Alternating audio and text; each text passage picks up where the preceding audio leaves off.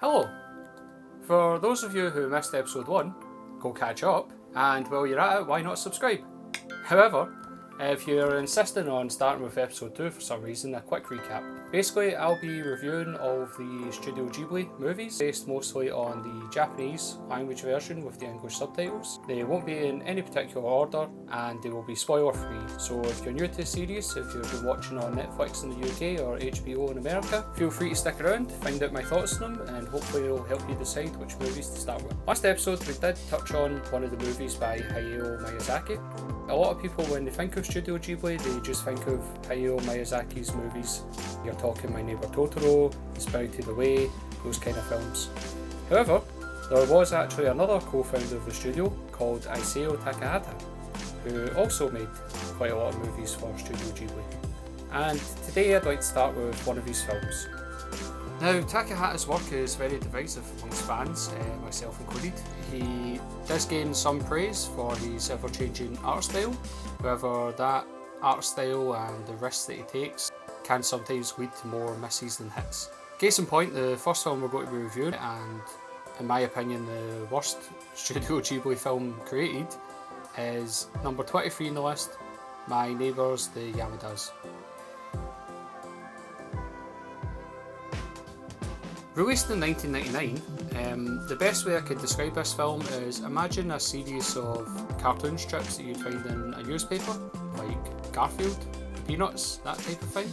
Imagine those cartoon strips animated, and that's essentially what you're going to be getting from this film, if you could even really call it a film. In my opinion, it's more like a series of short sketches. Now, the artwork is very minimal. There's a lot of blank space left intentionally, and the kind of overall theme is, you know, a day in the life of a family. Now, a couple of the scenes in this movie are actually quite emotional and touching, but the ones that I would have handpicked to see again, maybe total 5, 6, 7 minutes altogether. The rest of the film for me was just plain boring, and with not much to enjoy in way of the art style, it is definitely a hard miss for me. From a technical point of view, it does get some praise for being the first all-digital Studio Ghibli film, but in every other aspect, especially the voice acting, I feel like the Japanese actors were just phoning it in. Everything else just seems lacklustre, underwhelming, and as if full effort wasn't getting put into the work. So I'm sorry, Isao Takahata, but we've got the wooden spoon in this list, I'm afraid. Now, from number 23 to number 17, Takahata's final film, released in 2013, called The Tale of the Princess Kaguya. Although it doesn't seem like a large leap in terms of numbers, it's worth noting that all of the films around this point in the list, to me, are separated by only the thinnest of margins. The difference between this and My Neighbors The Yamadas is like night and day. First of all though, the similarities. The super distinctive art style, the kind of minimalist style that he used in My Neighbours The Yamadas almost seems like a trial run for this film. The difference is, while in Yamadas the artwork was boring and not much to look at, here it seems as if the artwork actually enhances the film. In fact, there's a few scenes where I couldn't imagine them being animated or drawn in any other way. Isao Takahata actually said himself that the making of My Neighbours The Yamadas influenced and formed the decisions that he'd make in this film, so in that sense, that movie was a necessary step to get to here.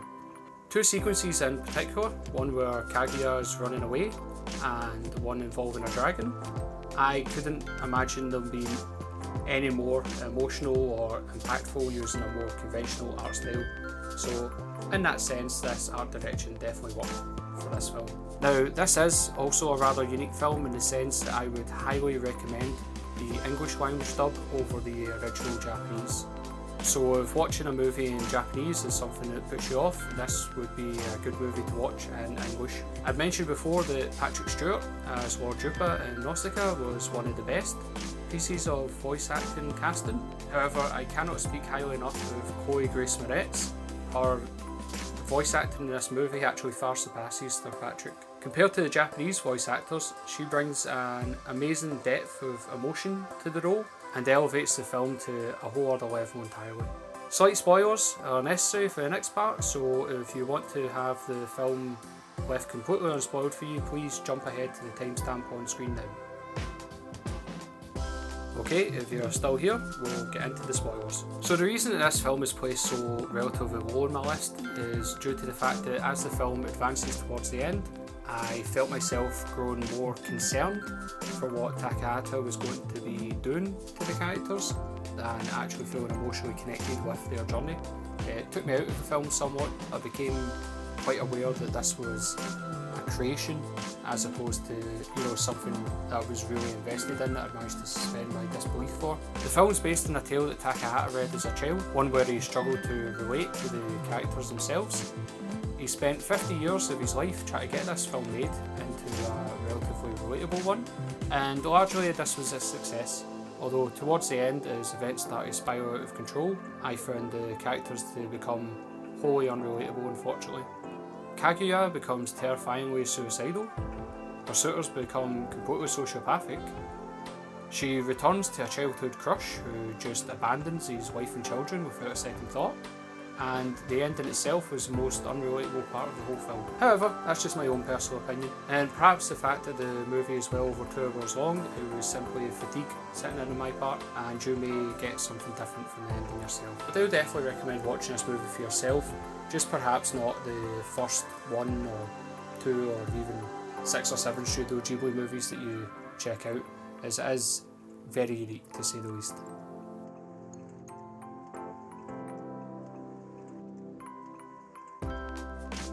Now we can't mention The Tale of Princess Kaguya without mentioning its companion piece. Also released in 2013 was The Wind Rises. These films were meant to be released simultaneously, and with Takahata announcing his retirement shortly before the release of Kaguya, and Hayao Miyazaki announcing his retirement shortly after the release of The Wind Rises, these would have been relatively perfect bookends for the studio as a whole. However, as it transpired, the films ended up being released 6 months apart. Sadly, Isao Takahata passed away. The Tale of the Princess Kaguya did end up being his last full-length feature film released. And in the present day, Hayao Miyazaki is actually hoping to get 1 or 2 more films released in his career, so these ended up not being the final notes of the studio. The Wind Rises sits at number 7 on my list. Truly a great film. It was supposed to be Miyazaki's swan song. Something you need to know about Hayao Miyazaki is the boy is obsessed with planes, flight, wind, you name it. So it's no surprise that what should have been his final film is based around that whole world. Following a young would-be pilot called Jiro, we discover that he's actually unable to fly due to his nearsightedness. However, a dreamed encounter with a famous Italian plane designer leads him to realise that he can still contribute to aviation without being a pilot himself. And this takes him along a path of plane engineering instead. A fun piece of trivia for y'all: the famed engineer that he meets, a gentleman called Caproni, in real life founded the Caproni company, which made the plane called Ghibli, which is how Studio Ghibli got its name. Talk about coming full circle, eh? Anyway, back to the film. This is a fantastic, if slightly fictionalised biopic of the life of Jiro. There are a few scenes involving Jiro which are neither over-the-top soul-crushing nor particularly spirit-raising, but exist in this emotional space which very few films, either animated or otherwise, come even close to reaching. There's one scene in particular where he's rushing home on a train, still carrying out his work through tears, which stuck with me forever. I remembered it very distinctly the first time I saw this film when it was released in 2013, and it still remains in my head to this day. It's really hard to place a finger on how real emotion gets conveyed in movies, but this film handles it expertly. Jiro's boss, Mr. Kurokawa, is perhaps one of my most favourite characters in all of the Studio Ghibli films. He is animated, over the top, and yet I think all of us have met a person like him in real life. His hair alone certainly deserves its own movie. The amount of mannerisms animated into it is crazy. You find less real emotions animated into many full characters as you do Mr. Kurokawa's hair. There's an amazing transition of an idealised version of a plane. As it swoops in, the scene fades into Mr. Kurokawa's hair bouncing in place, and it's one of my favourite scenes in any Studio Ghibli film. It's worth sitting through the rest of the movie for that sequence alone. Now, this is a ponderous movie that's not going to set your world alight.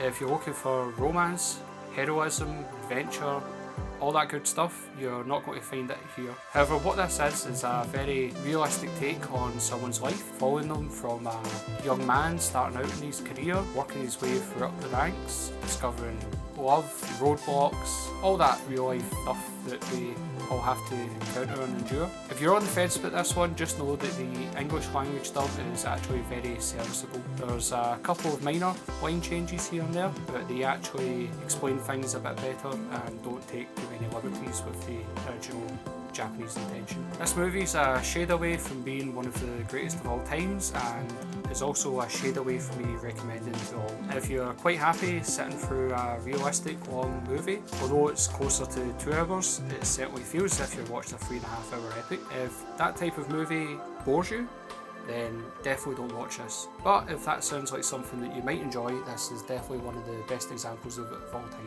Now, hopefully you've enjoyed that episode. If you've watched these 3 movies, then please comment with your bingo card. Let me know your thoughts, where you would place it in your own list of the 23 Studio Ghibli movies. If you haven't seen these movies before, please comment and let me know if you're intending to check them out. Thank you, and I'll see you in the next episode.